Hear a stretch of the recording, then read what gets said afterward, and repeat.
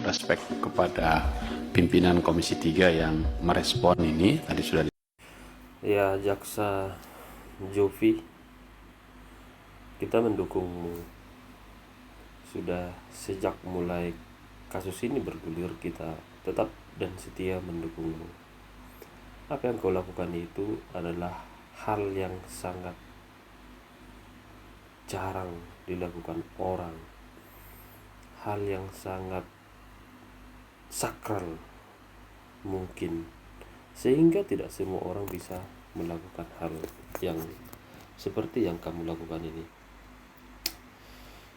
Di tengah ancaman, ibaratnya Jaksa Jovi berada di tengah hutan yang mana para harimau, singa, dan binatang buas lainnya siap untuk menerkam Jovi.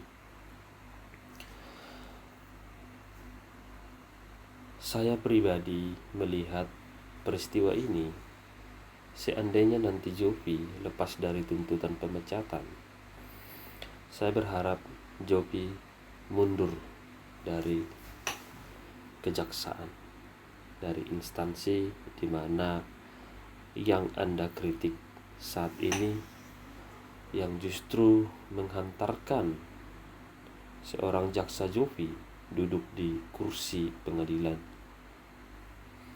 Bagaimana tidak, yang kamu kritik adalah seorang pimpinan yang memiliki juga keluarga di pimpinan puncak kejaksaan.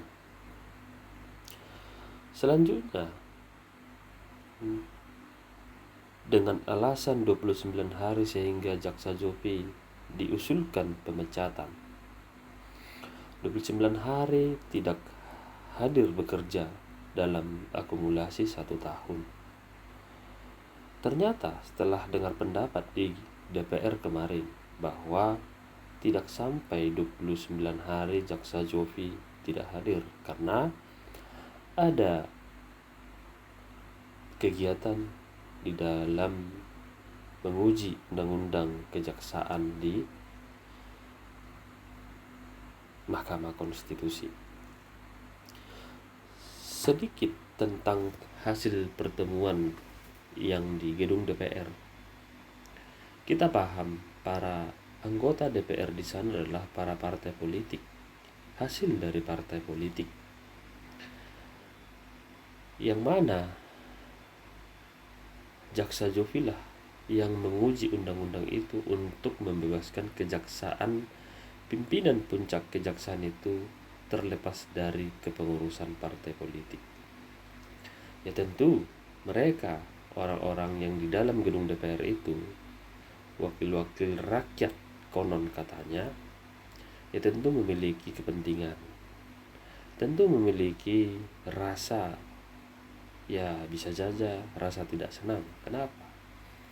Karena yang Anda tuntut adalah menghindarkan seorang pimpinan kejaksaan berasal dari partai politik. Ya, mereka sebagai pengurus partai, kader partai, tentu tidak senang dengan hal itu. Yang kedua, jelas kita lihat di dalam persidangan itu atau rapat dengar pendapat tersebut yang dilaksanakan kemarin, itu tidak satupun membela Pak Jaksa Jovi. Mengenai mobil dinas, apakah itu salah? Ya salah, itu salah. Menggunakan mobil dinas dalam kepentingan pribadi itu salah total. Dan justru di dalam persidangan itu terungkap, saya pun sering menyuruh supir saya pun sering menyuruh begini untuk menggunakan mobil pribadi, rumah pribadi. Itu hal-hal biasa, begitulah bunyinya di dalam rapat itu. Artinya apa? Sesuatu yang salah yang Jaksa Jovi tuntut itu adalah sudah menjadi kebiasaan para pejabat-pejabat kita ini, yang dianggap bahwa itu adalah sesuatu yang biasa aja, tidak perlu diumbar-umbar. Yang kedua, yang selanjutnya, hadirnya Nela entah Nela apa namanya saya kurang ingat, yang menjadi pelapor Jaksa Jovi ke polisi, yang mengundang siapa. Dan di dalam kesempatan itu juga Kejati Sumut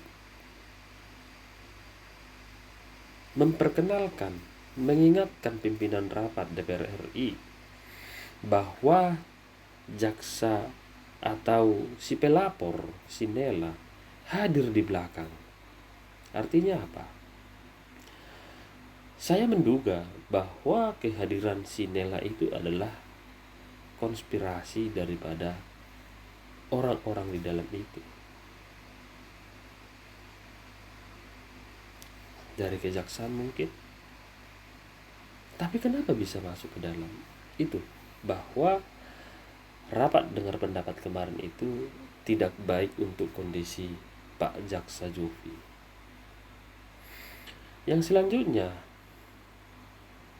ada anggota DPR yang bermarga Sinaga, yang juga mantan Kejati, mantan dari kejaksaan. Ya tentu dia tidak akan membela Jaksa Jovi. Apalagi Jaksa Jovi baru masih seumur jagung menjadi jaksa. Tak mungkin dia membelamu. Yang selanjutnya, asumsi saya, dugaan saya, yang ada di dalam kantor DPR itu atau konon katanya wakil DPR itu, saya beranggapan dari hasil yang saya ikuti, semua tidak jauh berbeda. Semua menyalahkan Jaksa Jovi. Kita bisa paham, karena seorang Jaksa Jovi adalah seorang yang menuntut atau peninjauan atau menguji undang-undang kejaksaan, di mana pimpinan kejaksaan tidak boleh dari pimpinan atau anggota partai. Mereka semua pasti tersinggung. Yang kedua, adanya ucapan yang cukup keras dari Pak Sinaga. Kita juga maklum bahwa dia adalah seorang mantan jaksa. Yang ketiga, hadirnya Nela di dalam persidangan itu tidak mungkin tanpa izin atau tanpa ada yang membawa dari salah satu orang di situ.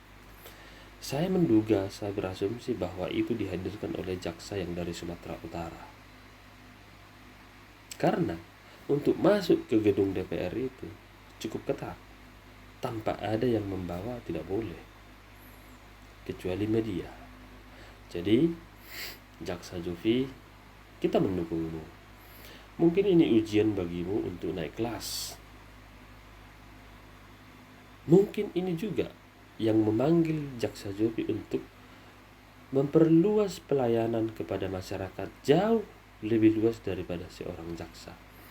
Jadilah lawyer yang membela rakyat. Itu saran saya.